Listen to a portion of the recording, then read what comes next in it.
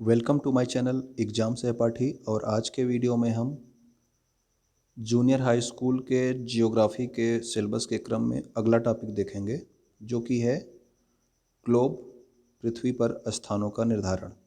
तो आइए इसको स्टार्ट करते हैं। पृथ्वी की लगभग गोल प्रकार की आकृति है।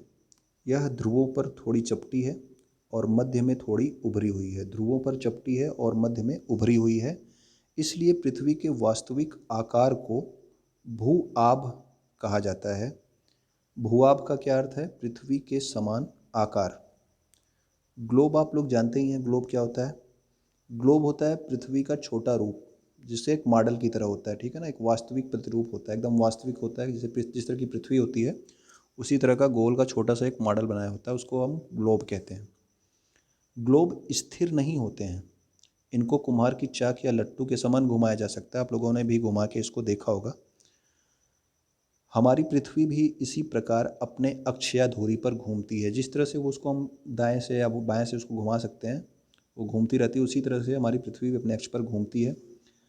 ग्लोब पर महाद्वीपों, महासागरों, देशों को उनके सही आकार के अनुसार दिखाया जा सकता है, ठीक है ना। देखिए, पृथ्वी पर स्थानों का निर्धारण जो है वो होता है अक्षांश और देशांतरों के माध्यम से। वो अभी हम नीचे पढ़ेंगे। पहले हम देखते हैं कि सापेक्षिक स्थिति और वास्तविक स्थिति क्या होती है। जब हम पृथ्वी पर किसी स्थान का निर्धारण आसपास के प्रसिद्ध स्थान, पर्वत, नदी, समुद्र आदि के सापेक्ष करते हैं तो उस स्थिति को सापेक्षिक स्थिति कहते हैं। जैसे कि श्रीलंका भारत के दक्षिण में स्थित है, ठीक है ना। भारत किस तरह से मैप होता है, यहाँ पे श्रीलंका होता है दक्षिण साइड में, तो हम क्या कहते हैं? श्रीलंका भारत के दक्षिण में स्थित है। तो यहाँ जो श्रीलंका की भौगोलिक स्थिति हो गई वो भारत के सापेक्ष बताई गई, मतलब भारत के दक्षिण में हो गई। अगर आपको ये बताना होता कि भारत की स्थिति श्रीलंका के सापेक्ष, तो श्रीलंका के उत्तर में भारत स्थित होता, ठीक है ना। श्रीलंका के सापेक्ष भारत की स्थिति उत्तर में और भारत के सापेक्ष श्रीलंका की स्थिति दक्षिण में। तो ये हो गई सापेक्षिक स्थिति। उसके बाद जब हम पृथ्वी पर किसी स्थान का निर्धारण बिना किसी प्रसिद्ध स्थान, पर्वत, नदी, समुद्र आदि के करते हैं तो उस स्थिति को वास्तविक स्थिति कहते हैं। अब वास्तविक स्थिति देखिए, जब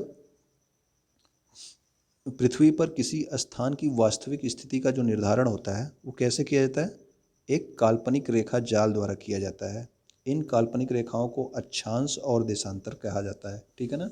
अभी मैंने कहा ना, सापेक्षिक स्थिति और वास्तविक स्थिति देख लेते हैं, क्योंकि इसका वास्तविक स्थिति का निर्धारण अक्षांश और देशांतर के माध्यम से किया जाएगा। तो अब देखते हैं अक्षांश क्या है। अक्षांश जो है वो पृथ्वी का अक्ष उत्तरी ध्रुव और दक्षिणी ध्रुव से होकर गुजरता है, ये तो हमको पता है। पृथ्वी का अक्ष जो होता है इस तरह से, उत्तरी ध्रुव यहाँ पे नॉर्थ होता है, यहाँ पे साउथ होता है, इस तरह से गुजरता है। पृथ्वी पर उत्तरी ध्रुव एवं दक्षिणी ध्रुव के रूप में दो ऐसे बिंदु हैं जहाँ से किसी स्थान की वास्तविक स्थिति का पता लगाया जा सकता है, ठीक है ना। विषुवत रेखा या भूमध्य रेखा अन्य काल्पनिक रेखा है जो दोनों अक्षों से बराबर दूरी पर है। यानी कि ये देखिए, ये पृथ्वी हो गई, यहाँ पे आपका नॉर्थ पोल हो गया, साउथ पोल हो गया, यहाँ पे एक भूमध्य रेखा होती है जो उसके बीचों बीच से गुजरती है। इसी को जो है विषुवत रेखा या भूमध्य रेखा कहा जा रहा है।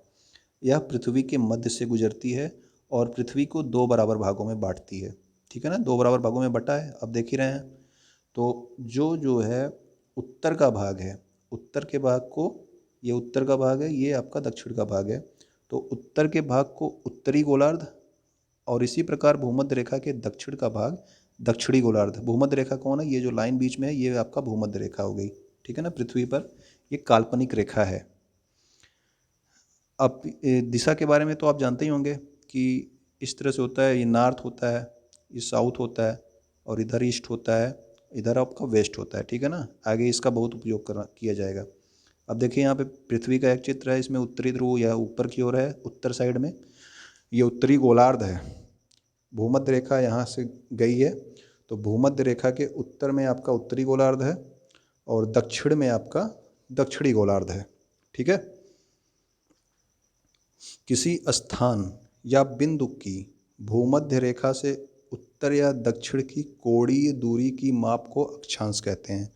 अब आपको कोणीय दूरी मैं बता दूं, कोणीय दूरी क्या होता है। जैसे भूमध्य रेखा के उत्तर या दक्षिण कोणीय दूरी की माप कैसे होती है, ये देखिए, ये आपका हो गया भूमध्य रेखा, यहाँ पे आपका भूमध्य रेखा हो गया। अगर आप इसके दक्षिण में जो है बनाना चाहते हैं कोणीय दूरी, तो आप यहाँ मध्य से एक इस तरह से कोण बनाएंगे, ये कोण से फिर एक एंगल खींचेंगे, यहाँ से फिर एक कोण बनाएंगे, फिर यहाँ से एक एंगल खींचेंगे।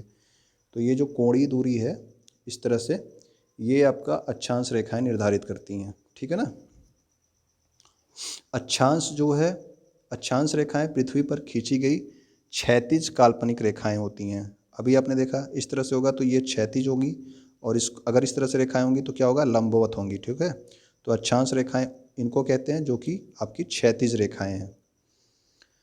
इसे भूमध्य रेखा से ध्रुवों की ओर अंश में मापा जाता है। भूमध्य रेखा से ध्रुवों की ओर का मतलब ये होगा भूमध्य रेखा, ये हो गया ध्रुव।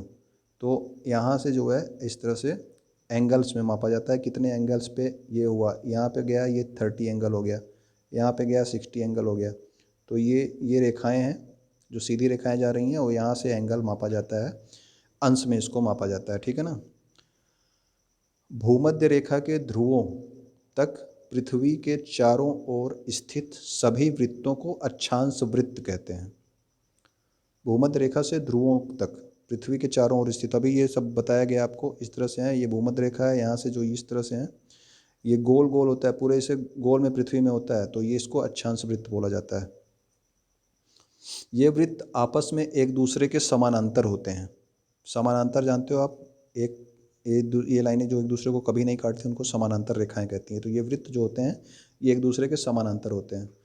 भूमध्य रेखा को 0 डिग्री अक्षांश माना गया है। ये पॉइंट आप याद रखिएगा, भूमध्य रेखा को 0 डिग्री अक्षांश माना गया है, ठीक है ना।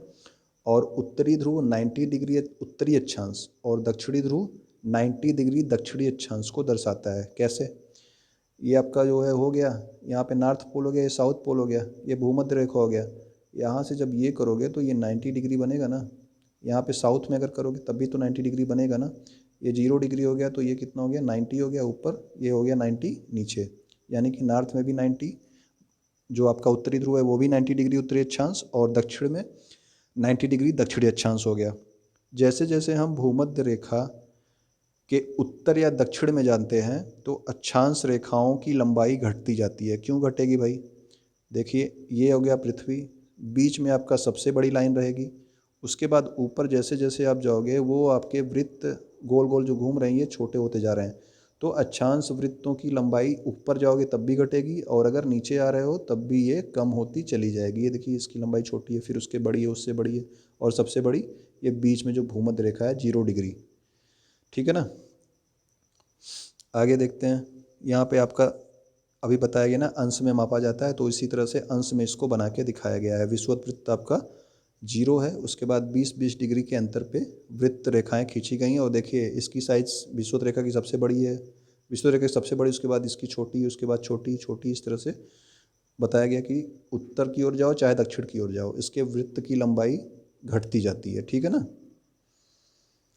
आगे देखिए, भूमध्य रेखा 0 डिग्री अक्षांश सबसे लंबी अक्षांश रेखा है। ये भी आपको बताया गया, जो 0 डिग्री है जो बीच में है वो सबसे सबसे बड़ी है, और इसकी लंबाई कितनी है, 40076 किलोमीटर, ठीक है ना।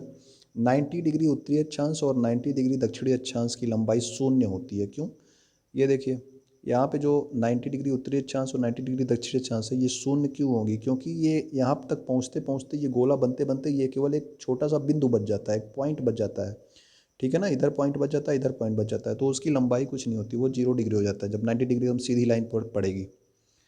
अब इसको आप याद रखिए, जो महत्वपूर्ण अक्षांश रेखाएं हैं डायरेक्ट आपको पूछा जाता है। 0 डिग्री अक्षांश को भूमध्य रेखा कहते हैं, ठीक है। 23.5 डिग्री उत्तरी अक्षांश को कर्क रेखा कहेंगे, और 23.5 डिग्री दक्षिणी अक्षांश को मकर रेखा कहेंगे। 66.5 डिग्री उत्तरी अक्षांश को आर्कटिक वृत्त कहेंगे, और 66.5 डिग्री दक्षिणी अक्षांश को अंटार्कटिक वृत्त कहेंगे, ठीक है ना। ये अगर आपका ये हो गया, ये 0 हो गया, ये 23.5 हो गया, ये 66.5 हो गया, और इधर भी साउथ में 23.5 66, ठीक है ना। ये बीच में 0 है, उसके बाद ऊपर आपका नॉर्थ वाला है, नीचे आपका साउथ वाला है। यदि एक एक अंश के अंतराल पर अक्षांश रेखाएं खींची जाएं तो मानचित्र पर अक्षांश रेखाओं की कुल संख्या 181 होगी। क्यों, कैसे होगी 181? 90 जो है आपके उत्तरी गोलार्ध में बनेंगी और 90 आपके दक्षिणी गोलार्ध में, क्योंकि देखिए आपका होता है 360 डिग्री। एक तो आपका ये बीच में हो गया, उसके बाद अभी बताया गया 90 डिग्री तक जाता है, तो 90 तक इधर जाएगा, 90 तक इधर जाएगा। एक एक डिग्री पर अगर बनाओगे तो 90 इधर आएंगी और 90 इधर आएंगी, और ये बीच का जो 0 डिग्री एक अक्षांश रेखा है जो कॉमन है, ये आपका एक और काउंट होगा। तो इसी तरह से ये हो गया 181 अक्षांश रेखाओं की कुल संख्या। डायरेक्ट पूछा जाता है अक्षांश रेखाओं की कुल संख्या कितनी होती है, 181। अब देखेंगे हम देशांतर, लॉन्गिट्यूड क्या है। तो देशांतर जो है वो पृथ्वी पर खींची गई ऊर्ध्वाधर काल्पनिक रेखाएं। ऊर्ध्वाधर अभी बताया गया आपको, क्षैतिज अक्षांश रेखाएं क्या थी, अक्षांश रेखाएं क्षैतिज थी, लेकिन अब ये बताया जा रहा है देशांतर रेखाएं क्या हैं, ऊर्ध्वाधर। ये नॉर्थ पोल, ये साउथ पोल, यहाँ से आपका निकला इधर, इस तरह से जो रेखाएं आपकी खींची जाती हैं नॉर्थ से पोल से जाके साउथ पोल में मिलती हैं, वो आपकी ऊर्ध्वाधर रेखाएं होती, सीधी रेखाएं। ये रेखाएं दोनों ध्रुवों को मिलाते हुए अर्धवृत्ताकार होती हैं। मतलब इधर भी, इधर से इधर तक मिलाओगे एक साइड से तो आधा वृत्त बनेगा, जब उधर पूरी साइड से इधर से ऐसे मिला दोगे तो पूरा वृत्त बनेगा। तो एक साइड में जो बनती हैं वो क्या होती हैं, अर्धवृत्ताकार होती हैं। एक रेखा बोलते हैं जो अर्धवृत्ताकार में होती है। इनके बीच की दूरी भूमध्य रेखा से ध्रुवों की ओर जाने पर कम होती है। अब देखिए भूमध्य रेखा कौन सी थी, ये बीच में थी भूमध्य रेखा, 0 डिग्री अक्षांश कहते थे। अब यहाँ से जब हम ध्रुवों की ओर जाएंगे, फिर से बनाते हैं, ये आपका था, यहाँ से शुरू हुआ इधर गया, नॉर्थ से साउथ मिला रहे हैं हम इसको, नॉर्थ से निकाल के साउथ में मिला रहे हैं, ठीक है ना। तो यहाँ पे कहा जा रहा है कि भूमध्य रेखा से ध्रुवों की ओर जाने पर इनकी जो है बीच की दूरी कम हो रही है। ये तो आप देख ही रहे हैं, क्योंकि यहाँ से इस तरह से निकल के इधर आ रहा है, तो यहाँ पे सबसे ज़्यादा दूरी रहेगी इन दोनों के बीच में, लेकिन धीरे धीरे ऊपर जाने पर इनके बीच की दूरी कम हो रही है, नीचे जाने पर भी इनके बीच की दूरी कम हो रही है, ठीक है ना, यही कहा जा रहा है। अब देखिए ग्रीनविच रेखा, ग्रीनविच रेखा किसको बोलते हैं, ग्रीनविच रेखा जो 0 डिग्री देशांतर होता है इस तरह से बीच में, इसको हम ग्रीनविच रेखा बोलते हैं, ठीक है ना। जैसे हमारा 0 डिग्री अक्षांश था उसको भूमध्य रेखा बोल रहे थे, और अभी आ गया 0 डिग्री देशांतर को क्या कहेंगे, ग्रीनविच रेखा कहेंगे। ध्रुवों पर इनके बीच की दूरी शून्य हो जाती है, ध्रुवों पर इनके बीच की दूरी शून्य हो जाती है। जैसे कि अभी बताया गया था कि उत्तरी ध्रुव और दक्षिणी ध्रुव क्या, अक्षांश भी क्या था, अक्षांश वृत्त भी कोई भी उसकी लंबाई नहीं थी। तो ध्रुवों पर इनकी दूरी यहाँ पे एकदम पॉइंट पे, एकदम एक पॉइंट ही बचता है, तो यहाँ पे जो है इनकी बीच की दूरी 0 हो जाती है, और ये अक्षांश रेखाएं एक बिंदु पर मिल जाती हैं। 1 डिग्री के अंतराल पर यदि देशांतर रेखाओं को खींचा जाए तो ग्लोब पर कुल 360 देशांतर रेखाएं होंगी। क्यों होंगी भाई, इस तरह से होता है, ये यहाँ से इस तरह से जाता है, तो एक एक डिग्री पे अगर इसको खींचा जाएगा तो इसमें कहीं पे आपका कट होने का कोई वृत्त नहीं इधर से बन रहा है। इसमें जो है एक एक डिग्री पे बनाओगे तो आप 360 रेखाएं पूरी की पूरी बनेंगी, 360 देशांतर रेखाएं। और अक्षांश रेखाएं कितनी, अक्षांश रेखाएं कितनी बनती है 181, और देशांतर रेखाएं कितनी है 360 देशांतर रेखाएं, ठीक है। ये नंबर दोनों आप लोग याद रखें ना। सभी देशांतर रेखाओं की लंबाई समान होती है, देशांतर रेखाओं की लंबाई समान होती है, और अक्षांश रेखाएं जो हैं कम होती जाती हैं। अक्षांश रेखाओं की लंबाई बीच में सबसे ज़्यादा होती है, उसके बाद ऊपर जाने पर कम होती जाती हैं, ठीक है ना, ऊपर जाने पर कम हो जाती है। इनके बीच की दूरी हमेशा बराबर ही रहती है।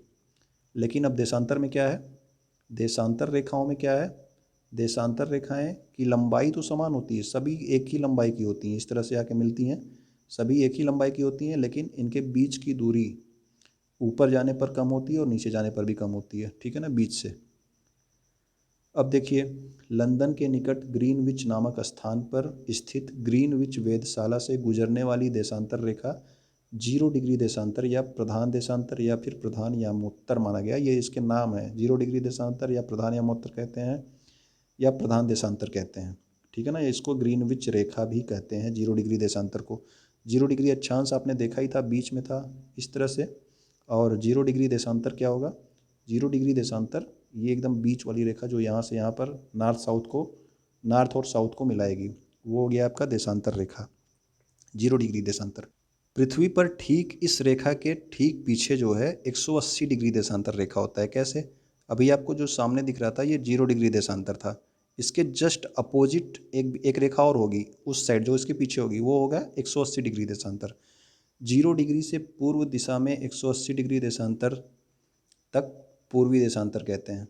मतलब ये जो आपका देशांतर रेखाएं बन रही हैं, ये आपकी पृथ्वी हो गई, ये आपका देशांतर रेखा हो गया। इसके पूर्व में जो है 180 डिग्री तक ऐसे ऐसे जो रेखाएं हैं वो पूर्व साइड में पूर्वी देशांतर हैं ईस्ट, और पश्चिम साइड में जो रेखाएं बनेंगी वो आपकी पश्चिमी देशांतर 180 डिग्री तक पश्चिमी देशांतर कहते हैं। ठीक है ना? पूर्वी देशांतर, पश्चिमी देशांतर, पूर्व साइड में पूर्वी देशांतर होगा और पश्चिम साइड में पश्चिमी देशांतर होगा। जैसे कि ये देखिए, ये आपकी मध्याह्न रेखा हो गई बीच में, उसके बाद ये ईस्ट साइड में ये पूर्वी देशांतर हो गया और वेस्ट साइड में आपका क्या हो गया? पश्चिमी देशांतर हो गया। ठीक है ना? ये आपकी 0 डिग्री रेखा है, इसके जस्ट अपोजिट देखिए 180 डिग्री रेखा गई हुई है। पृथ्वी पर 180 डिग्री पूर्व एवं 180 डिग्री पश्चिमी देशांतर रेखाएं एक ही हैं। क्यों? जो आपका ये पृथ्वी बना हुआ है इसमें जो 180 डिग्री पूर्व और 180 डिग्री पश्चिमी देशांतर रेखा है वो भी एक है, और इसी तरह से 0 डिग्री देशांतर है वो भी एक है। क्योंकि अभी आपको बताया गया एक 0 डिग्री रेखा है, उसके बाद एक पीछे इसके 180 डिग्री होगा। ये एक ही रेखा है क्योंकि ये कॉमन रेखा है, इसीलिए इसको पूर्वी देशांतर भी कह रहे हैं और पश्चिमी देशांतर भी कह रहे हैं। इसी तरह से इसके पीछे जो 180 डिग्री की है वो भी पूर्वी और पश्चिमी देशांतर रेखा दोनों एक ही हैं। ठीक है ना? वो अलग अलग नहीं है, एक कॉमन रेखा है वो। ये दोनों रेखाएं मिलकर पृथ्वी के परितः एक वृत्त बनाती हैं जो दोनों ध्रुवों से होकर जाता है। ये आपका पृथ्वी हो गया, ये 0 डिग्री हो गया, इसी के जस्ट पीछे अगर एक रेखा उस तरह से जाएगी तो पूरी पृथ्वी पर गोल घूमेगी ना, तो वो भी एक वृत्त बनाएगी। ठीक है ना? यह वृत्त पृथ्वी को पूर्वी गोलार्ध और पश्चिमी गोलार्ध में विभाजित करता है। पूर्वी गोलार्ध पश्चिमी गोलार्ध आपको बता दिया, 0 डिग्री से 180 डिग्री उधर साइड में है। आधा अगर आप भूमध्य रेखा जिस तरह से था, भूमध्य रेखा को आप काटते थे तो ऊपर उत्तरी था, नीचे दक्षिणी था, उसी तरह से ये देशांतर रेखा है। देशांतर रेखा बीच में से काट रही है, पूर्व साइड में पूर्वी, पश्चिम साइड में पश्चिमी। ठीक है? पश्चिमी गोलार्ध। अब देखिए देशांतर और समय। समय को मापने का सबसे अच्छा साधन क्या है? सूर्य, पृथ्वी, चंद्रमा और ग्रहों की गति। समय का अनुमान सूर्य द्वारा बनने की परछाई के आधार पर किया जाता है। किसी यामोत्तर से देशांतर पर जब सूर्य आकाश में सबसे अधिक ऊंचाई पर होता है तो वहाँ दिन के 12 बजते हैं। इस समय को वहाँ का स्थानीय मान कहते हैं। ठीक है ना? अब स्थानीय मान दिन के जो 12 बज रहे हैं, जो सबसे ऊंचाई पर सूर्य है उसको उस जगह का क्या कह रहे हैं? स्थानीय समय कहते हैं। किसी एक देशांतर रेखा पर स्थित सभी स्थानों का स्थानीय समय एक ही होता है। एक देशांतर रेखा पर जितने भी जगह स्थित होंगे, यहाँ पे दूसरा देश, यहाँ पे दूसरा देश, यहाँ पे दूसरा, यहाँ पे दूसरा, तो उन सब का समय एक ही होगा। मतलब यहाँ पे 5 बज रहे हैं तो यहाँ भी 5 बज रहेंगे उस देशांतर रेखा पे अगर वो देश है तो। पृथ्वी अपने काल्पनिक अक्ष पर पश्चिम से पूर्व की ओर घूमती है। यानी कि पृथ्वी का परिभ्रमण कैसे होता है? पश्चिम से पूर्व। ये आपके पहले चैप्टर्स में आप पढ़ रहे हैं। आपका पूरब इधर था, पश्चिम इधर था, पृथ्वी पश्चिम से पूर्व घूम रही है। ठीक है ना? अब देखिए आगे देखिए, इसके प्रधान यामोत्तर से पूर्व के यामोत्तर पर स्थानीय समय ग्रीनविच समय से आगे तथा पश्चिमी के यामोत्तर पर स्थानीय समय ग्रीनविच समय से पीछे होगा। ग्रीनविच समय क्या हो गया? जो 0 डिग्री देशांतर है इसको ग्रीनविच समय कहते हैं, और इसके जो पूर्व में है वहाँ पे समय आगे होगा और इसके पश्चिम में जो देश होंगे वहाँ पे समय पीछे होगा। हमारी पृथ्वी 24 घंटे में 360 डिग्री घूम जाती है, अतः पृथ्वी की घूर्णन गति कितनी है? 15 डिग्री देशांतर प्रति घंटा है। ये याद रखने वाला पॉइंट है। पृथ्वी की घूर्णन गति 15 डिग्री देशांतर प्रति घंटा है, अर्थात पृथ्वी 1 घंटे में 15 डिग्री देशांतर घूम जाती है। ठीक है ना? 1 घंटे में 15 डिग्री देशांतर और 24 घंटे में 360 डिग्री देशांतर। इसका मतलब क्या है कि ये 1 मिनट में कितना घूमते, प्रति 4 मिनट में 1 डिग्री घूमती है, या फिर 1 डिग्री घूमने में पृथ्वी को कितना समय लगता है? तो 1 डिग्री घूमने में 4 मिनट का समय लगता है। ठीक है? आगे हम देखेंगे क्या? मानक समय। मानक समय और समय कटिबंध क्या है? विभिन्न देशांतर रेखाओं पर स्थित स्थानों के स्थानीय समय में अंतर होता है। मतलब विभिन्न देशांतर रेखाओं पर स्थित स्थानों के स्थानीय समय, माने कि एक देशांतर पे जितने थे उसके उसके समय सब समान थे, लेकिन उसके बाद अगर दूसरे देशांतर पे कोई देश स्थित है तो उसका समय अलग होगा, ठीक है ना। हमारे देश के सबसे पूर्वी और सबसे पश्चिमी सीमा के बीच 29 डिग्री का देशांतरी विस्तार है। यानी कि आपका सबसे पूर्वी सीमा क्या है, आप लोग जानते हैं, अरुणाचल प्रदेश में है, और सबसे पश्चिमी सीमा गुजरात में है। अगर आपको नाम पता है तो आप नाम जो है कमेंट में लिख के बताइए। तो उनके बीच में 29 डिग्री देशांतरी विस्तार है। अतः दोनों स्थानों के स्थानीय समय में लगभग 2 घंटे का अंतराल होता है। मतलब कि जो अरुणाचल प्रदेश और गुजरात के समय में 2 घंटे का अंतर है, लेकिन यहाँ पर जो है एक ही समय माना जाता है, ठीक है ना। इस समस्या को दूर करने के लिए आवश्यक है कि प्रत्येक देश का केंद्रीय मानक समय रेखा हो। अब दोनों का अलग अलग समय हो जाएगा, लेकिन इसलिए एक केंद्रीय मानक समय रेखा होती है। तो हमारे देश में जो 82.5 डिग्री पूर्वी देशांतर रेखा है उसी को मानक समय रेखा माना गया है, याद रखने वाला पॉइंट। और यह रेखा कहाँ से गुजरती है? उत्तर प्रदेश के मिर्ज़ापुर ज़िले से होकर गुजरती है। मिर्ज़ापुर आप सब लोग जानते होंगे कहाँ पे है, और नहीं जानते तो सीरीज तो देखी होगी। इस घटना के स्थानीय समय को भारतीय मानक समय कहा जाता है। 82.5 डिग्री पूर्वी देशांतर है ये, ठीक है ना। भारतीय मानक समय ग्रीनविच समय से 5.5 घंटा आगे रहता है। क्यों? अभी ये बताया गया ना कि आपका जो ग्रीनविच था उसके पूर्व में समय आगे रहता है और पश्चिम में समय पीछे रहता है। तो पूर्व में समय अगर आगे है, पश्चिम में समय क्या है, पीछे रहता है। तो ये 0 डिग्री के यही तो लिखा गया है यहाँ पे कि भारतीय मानक समय ग्रीनविच मानक समय से 5.5 घंटा आगे रहता है। जब अर्थात ग्रीनविच पर जब दिन में 12 बजेंगे तो भारत की घड़ियों में कितने बजेंगे? शाम के 5:30 बज रहे होंगे, ठीक है ना। पूरे विश्व को मानक समय के आधार पर समय कटिबंधों में बांटा गया है। संपूर्ण विश्व को 30 मिनट की समयावधि यानी कि 7.5 डिग्री देशांतरी विस्तार के आधार पर समय कटिबंध यानी कि टाइम जोन में बांटा जाता है, ठीक है। याद रखना, 30 मिनट की समय अवधि अथवा 7.5 डिग्री देशांतरी विस्तार के साथ समय कटिबंध में बांटा गया है। एक टाइम जोन में 7.5 डिग्री का अंतर हो रहा है, 7.5 डिग्री देशांतरी विस्तार का अंतर हो रहा है और 30 मिनट का अंतर होता है, ठीक है ना। अतः कोई भी देश 30 मिनट के गुणक के अंतराल पर ही अपने मानक समय को निर्धारित करता है। बहुत अधिक देशांतरी विस्तार वाले देशों के कई मानक समय कटिबंध होते हैं, जैसे कि कनाडा, यूएसए और चीन में। यहाँ की जो भौगोलिक विस्तार है ये बहुत ज़्यादा है, इसीलिए यहाँ पे कई देशांतर इस तरह से गुजरते हैं, ठीक है ना। तो कनाडा, यूएसए और चीन में 6 मानक समय कटिबंध हैं, ठीक है ना। और रूस में 11 मानक समय कटिबंध हैं। रूस की जनसंख्या आप रूस का जो है भौगोलिक विस्तार सबसे ज़्यादा है, तो वहाँ पे 11 मानक समय कटिबंध, इस तरह से वहाँ पे 11 देशांतर रेखाएं गुजर जाती हैं। अब देखते हैं अंतर्राष्ट्रीय तिथि रेखा क्या है। सबसे इम्पोर्टेंट पॉइंट कि 180 डिग्री देशांतर रेखा को ही अंतर्राष्ट्रीय तिथि रेखा माना गया है। और जहाँ कोई देश या भूखंड 180 डिग्री देशांतर के दोनों ओर फैला हो वहाँ पर अंतर्राष्ट्रीय तिथि रेखा को थोड़ा मोड़ लिया जाता है। जैसे ये आप देख रहे हैं इसमें कि 180 डिग्री देशांतर को तो माना जाता है, 180 डिग्री देशांतर पूरा एकदम सीधा होता है, लेकिन अब यहाँ पे निकला, फिर इधर घूम गया, इधर घूमा, इस तरह से जा रहा है।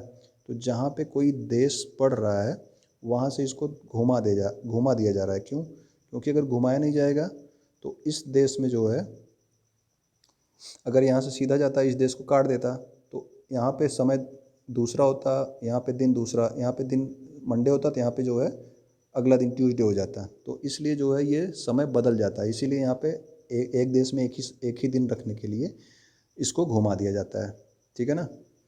इस रेखा को पूरब से पश्चिम की ओर पार करने पर, पूरब से पश्चिम की ओर पार करने पर एक दिन कम हो जाता है। अभी आपने देखा ये था 180 डिग्री, अगर मान लीजिए इसके पूरब है यहाँ पे, पश्चिम है यहाँ से, तो अगर पूरब से पश्चिम की ओर इस रेखा को पार कर रहे हो तो आपका एक दिन कम हो जाएगा। यानी कि आप मंडे को पार कर रहे हो तो आप संडे गिनोगे। और पूरब से पश्चिम की ओर, नहीं, इसमें पश्चिम से पूरब था ना, सॉरी।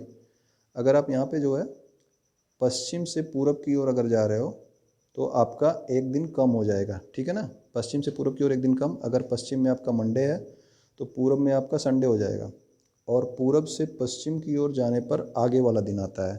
अगर आप संडे को इधर जा रहे हो तो आपको जब ये रेखा आप पार कर लोगे तो आपका मंडे हो जाएगा, ठीक है।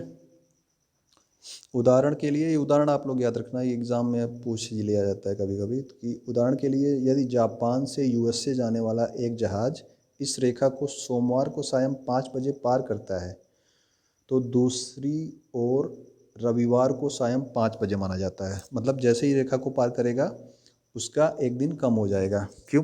क्योंकि ये जो है पश्चिम से पूर्व की तरफ गया है। अब इसी तरह से यदि सायं 5 रविवार की सायं 5 बजे यूएसए से जापान की ओर जाता हुआ इस रेखा को पार करता है तो इस ओर सोमवार सायं 5 बजे माना जाता है। यानी कि अब क्या कर रहा है, रविवार से सोमवार हो जा रहा है, यानी कि अब ये पूरब से पश्चिम की ओर जा रहा है। पूरब से पश्चिम की ओर जाने पर आगे वाला दिन गिना जाएगा और पश्चिम से पूरब की ओर आने पर एक दिन कम हो जाता है, ठीक है। तो उम्मीद करता हूँ ये आप लोगों को थोड़ा समझ में आया होगा। और इसी तरह से ये वाला टॉपिक हमारा ख़त्म होता है।